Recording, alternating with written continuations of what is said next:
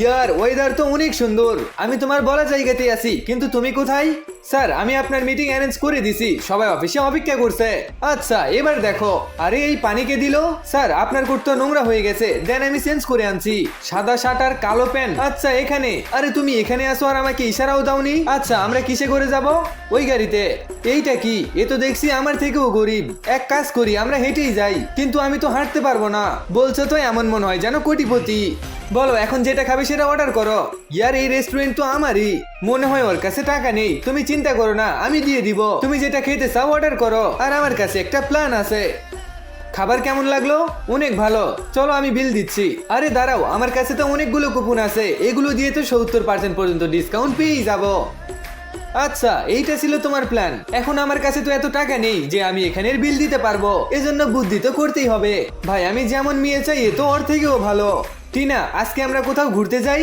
এটা স্যার আমি শুনলাম তোর বয়ফ্রেন্ড অনেক গরিব। আরে এ কিভাবে জানলো? তুই চিন্তা করিস না, আমি আমার বয়ফ্রেন্ডকে বলে তোর বয়ফ্রেন্ডকে নাইট গার্ডের চাকরি নিয়ে দিব।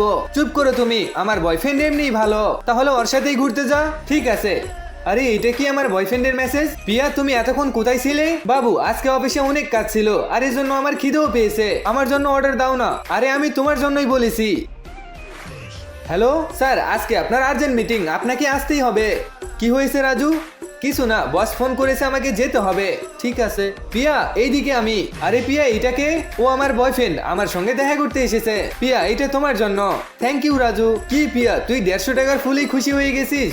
জানি না টিনা সবসময় এসব কেন বলে। আমার বয়ফ্রেন্ড এর থেকে অনেক ধনী। ওই দেখ আমার বয়ফ্রেন্ড এসে গেছে। ইয়ার আজকের ওয়েদারটা তো অনেক সুন্দর। ভাই এ আজকে এত স্টাইল কেন দেখাচ্ছে? বাপরে এখানে রাজু স্যার। সরি স্যার আমি জানতাম না আপনি এখানে। কি রাজু স্যার? 5 মিনিটে আমি আমার গাড়ি খালি চাই, পিয়াকে ঘুরতে নিয়ে যাব।